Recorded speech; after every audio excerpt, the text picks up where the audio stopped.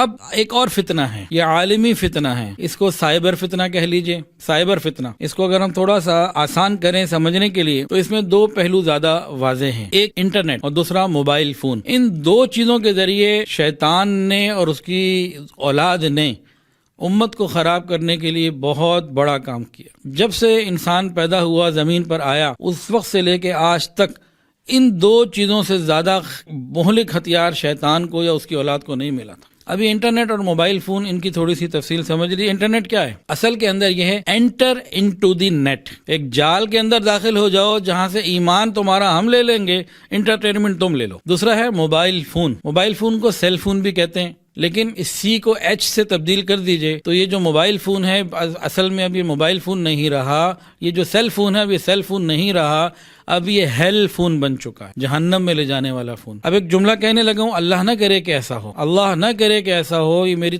خواہش یا دعا نہیں ہے، لیکن جو حالات دیکھ رہے ہیں اس کے مطابق یہ بات کر رہا ہوں۔ کل قیامت کے دن ہزاروں اور لاکھوں نہیں کروڑوں لوگ موبائل فون کے غلط استعمال کی وجہ سے جہنم کی آگ کا ایندھن بنیں گے۔ قیامت کے دن کروڑوں لوگ سیل فون یعنی ہیل فون کی وجہ سے ہیل میں پہنچ جائیں گے۔ یہ جہنم میں لے جانے والا فون بن چکا ہے۔ یہ دو فتنے بہت بڑے آ گئے، پھر ان فتنوں کی آگے اولادیں بھی آ گئی ہیں۔ آج سے کچھ عرصہ پہلے صرف 4 فقہ ہوتی تھیں اور 4 امام ہوتے تھے۔ 4 فقہ کون سی؟ فقہ حنفی، فقہ شافعی، فقہ حنبلی، فقہ مالکی، 4 ہوتی تھیں۔ امت آرام سے عمل کر رہی تھی۔ 4 امام تھے، امام اعظم امام ابو حنیفہ رحمۃ اللہ علیہ، امام مالک رحمۃ اللہ علیہ، امام احمد بن حنبل رحمۃ اللہ علیہ، امام شافعی رحمۃ اللہ علیہ، 4 تھے بس۔ اب کیا ہو گیا ہے؟ اب 5واں امام بھی آ گیا اور 5ویں فقہ بھی آ گئی۔ اب 5واں امام بھی آ گیا، 5ویں فقہ بھی آ گئی۔ یہ انٹرنیٹ اور یہ hell phone, enter into the net اور ہیل فون کی اولادیں ہیں۔ اب یہ کیا فتنہ ہے اور یہ کون سی فقہ ہے جو 5ویں ہے اور کون سا امام ہے جو 5واں ہے؟ جی سنیے، 5ویں امام کا نام ہے امام گوگل، ہر چیز گوگل سے پوچھنی، خواب کی تعبیر ہو یا کوئی دین کا مسئلہ ہو۔ اور 5ویں امام کا نام کیا ہے؟ اور 5ویں فقہ کا نام، 5ویں امام کا نام امام گوگل اور 5ویں فقہ کا نام فقہ نفسی۔ جو چاہوں میں کروں، میری مرضی، اٹس مائی لائف، میرا جسم میری مرضی، میں سمجھدار، میں عقل مند، میں اپنا اچھا برا خود فیصلہ کر سکتا ہوں، کیا ضرورت ہے مجھے کسی کی؟ تو آج اس نے ایسی محنت کی ہمارے اندر کہ ہمارے نوجوانوں کی بہت بڑی تعداد آنے والے وقت میں الحاد کا شکار ہو جائے گی، آنے والے وقت میں اللہ نہ کرے، آنے والے وقت میں بہت سارے نئے فتنوں کا شکار ہو جائے گی اور ہو چکی ہے تقریباً، جو ہماری ذہن سازی، کیونکہ وہی بات شروع میں علامہ اقبال رحمۃ اللہ علیہ والی کہ مشرقی سر کو کچل دیتے ہیں، مغربی طبیعت کو بدل دیتے ہیں۔ ہماری نسلوں کی ذہن سازی ایسی ہو چکی ہے کہ وہ اب بہت ہم سے دور جا چکے ہیں۔ یہ ایک بہت بڑا فتنہ ہے، لیکن ہو کیا رہا ہے؟ اس سائبر فطرے میں آ کے ہمارے ساتھ کیا ہو چکا، یہ ہو چکا ہے، وہ بتا رہا ہوں، ہونے والا نہیں۔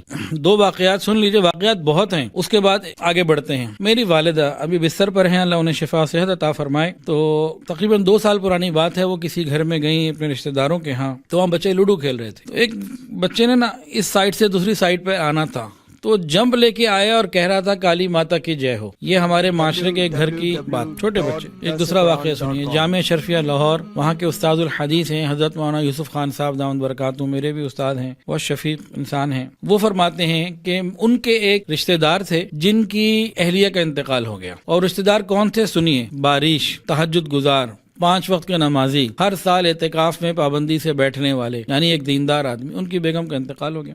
فرماتے ہیں میں تعزیت کے لیے ان کے گھر گیا، وہ جب مجھ سے ملے تو گلے لگ کے اتنا روئے کہ بہت روئے۔ میں نے تسلی دی، کہنے لگے حضرت میرے گھر میں میرے گھر میں میری بیوی کے انتقال سے زیادہ بڑا حادثہ ہو چکا۔ کہتے ہیں میں حیران ہوا کہ کیا یہ کہہ رہا ہے۔ میں نے کہا بھائی کیا ہوا؟ تو مجھے سائڈ پہ لے گیا، پھر خاموشی سے روتے ہوئے بتانے لگا، کہنے لگا حضرت میرا 5 سال کا بچہ چھوٹا والا بھی میرے پاس آیا تھا، مجھے کہہ رہا تھا پاپا ماما کی چتا کو کب آگ لگائیں گے؟ ہمارے معاشرے میں آگ لگ چکی ہے۔ یہ ایک دیندار گھر کی بات بتائیے آپ۔ اگر ہم اپنے ارد گرد غور و فکر کریں تو بہت کچھ ہمارے ہاں بدل چکا ہوا ہے۔ اب ان فتنوں سے ہمیں کیسے بچنا ہے، اس کی فکر کرنی پڑے گی۔ ہمارے گھر میں بہت بڑی آگ لگ چکی، اور یہیں میں آپ حضرات سے ایک بات پوچھتا ہوں، لفظ چتا آپ کو مطلب سمجھ میں آ گیا یا نہیں؟ تقریباً لوگوں کو آ چکا ہوگا۔ یہ آپ نے ممبر پہ سنا، یہ لفظ چتا کا مطلب یہ کیا عقیدہ ہے؟ قرآن میں دیکھا، حدیث میں دیکھا، کہاں دیکھا؟ غور کیجئے کہ کتنے ہم میں سے ایسے لوگ ہوں گے جنہیں نماز کی ہر رکعت میں سورہ فاتحہ جو پڑھی جاتی ہے اس میں ایک لفظ ہے انعمت علیہم، اس کا مطلب معلوم نہیں ہوگا، چتا کا معلوم، ولا الضالین، اس کا مطلب نہیں معلوم ہوگا چتا کا معلوم، یعنی ہمارے اوپر ایسی محنت کی جا چکی ہے میڈیا کے ذریعے کہ اب ہمارے عقائد تک ہلنے لگے ہیں. تو اللہ تعالی ہماری حفاظت فرمائے. تو اس قسم کی چیزیں بڑھتی چلی جا رہی ہیں، اور موجودہ تعلیمی نظام اس کے اندر ایک اور چیز پیدا کر دی گئی کہ ہر آدمی،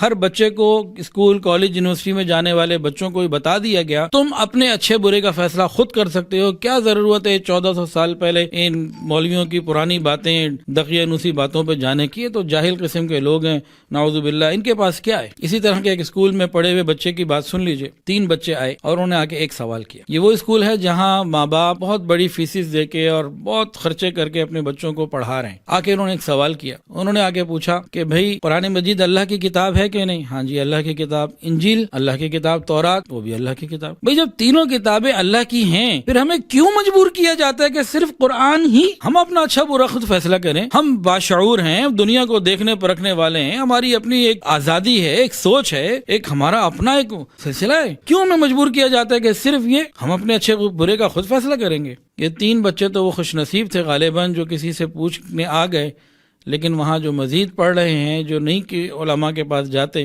اب آپ خود سوچ لیجئے اس کا نتیجہ کیا ہوگا. یہ میں اپنے ارد گرد کی باتیں کر رہا ہوں کہ ہمارے معاشرے میں کہاں تک معاملہ جا چکا. تو اب اس سائبر فتنے سے انٹرنیٹ اور سیل فون یعنی hell phone enter into the net ایک جال ہے جس میں داخل ہو جاؤ. ایمان تمہارا ہم رکھ لیں گے، باقی تمہیں خوش ہوتے رہو. انٹرٹینمنٹ کے نام پہ ایمان تمہارا ہم لے لیں گے. وہاں سے ایمان کو کیسے محفوظ رکھنا ہے؟ سیل فون کو ہیل فون نہ بننے دیا جائے، اس کے لیے کیا کرنا ہے؟ ہمارا ایمان محفوظ رہے.